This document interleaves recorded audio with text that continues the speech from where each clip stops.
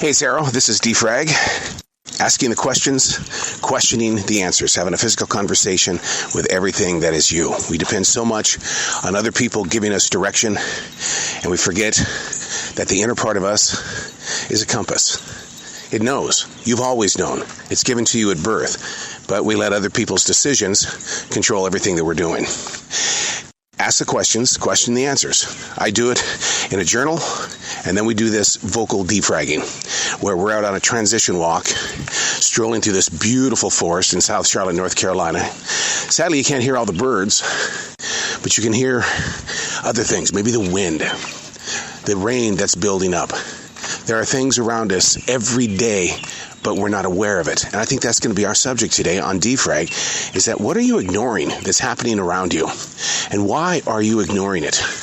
That's a tough cookie to bite into, because we are a content-driven nation, especially after the lockdown for COVID-19. We instantly went to those smartphones, those computers. We were doing whatever we could to clog up our minds so we didn't have to think about this mysterious thing that was happening to not just your city, but the rest of the world.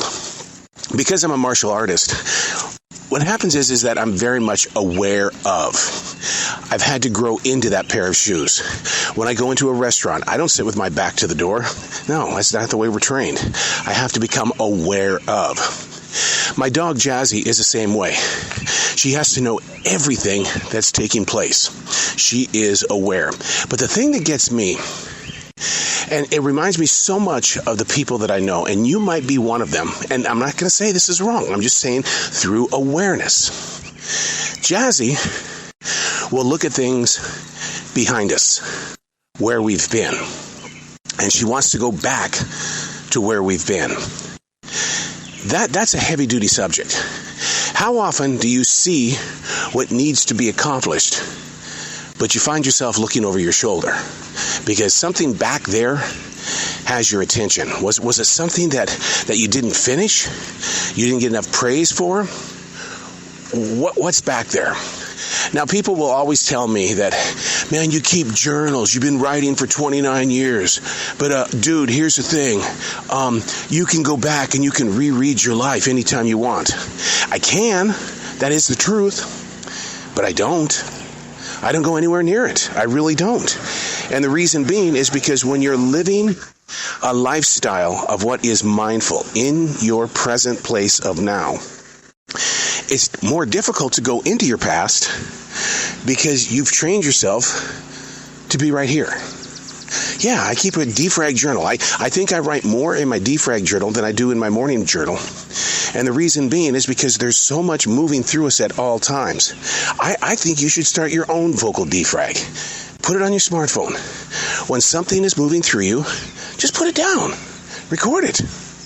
And then come back to it and say, damn, because I made myself aware of what was moving through me in that moment of now, I'm able to learn from it. That's not living in your past. That's speaking to your future self. You know, you didn't know what being in the 12th grade was all about in the first grade. You just knew it was really cool to be away from the house for a few hours a day. And by the time you got to the 12th grade, unless you loved school, you were doing everything you could to take study hall or get out there in that park because you skipped school. But taking vocal notes, understanding that through awareness that you become a greater student. My pastor today, Stephen Furtick, brought up something very interesting. And once again, this is not a judgment. This is not anything but just having a conversation with you. The subject was based on our instruments. What are the instruments that we were given that we tend to ignore? We let other people have. We think that it's a strength, and when it's not a strength, then we try to go create other musical instruments or drawing instruments, talking instruments. We try to go and get an app for this and an app for that. And what happens is that we clog up ourselves, and that real instrument that we're supposed to be holding is just sitting there. His example was a guitar, an electric guitar. In the wrong hands, that guitar is silent. In the right hands, it plays the music. So I ask you about that, personally, not to steal from my pastor, I'm not, because it was planted and it's growing. What instrument do you have that is in the wrong hands? And when I say that, you know where I'm going with this because you know how I feel about other people using our instruments. I don't like it when people play with my toys. I don't like it. My mom used to say, you're not nice to people. She would always say things like, now, son, you need to learn how to share. You need to learn how to share. Well, it took a little bit to get me to learn how to share. A couple bops upside the head and getting beat up by my brothers and sisters. Then, because they wanted what I had. They wanted my instrument, especially when it came to what I had in my early breeding days of wanting to be in radio. Hey, he has records. Hey, he's got a turntable. Hey, he's got speakers. I want. And so I would have to share my instruments.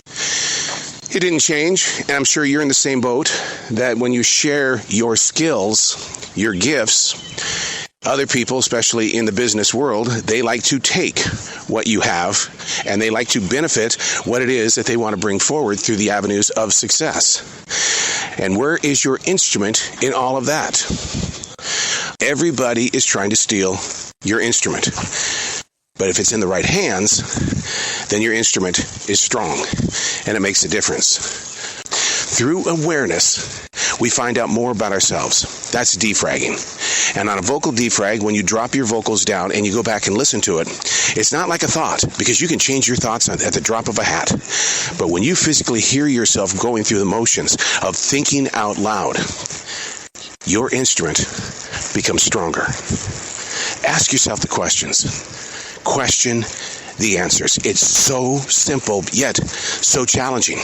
And I say do it on your smartphone because you're afraid of people reading your words anyway. So put it on your smartphone. Who gets on your smartphone? Is anybody stealing anything? When was the last time? All right, ask the questions, question the answers. I'm Arrow, and that's Vocal Defrag.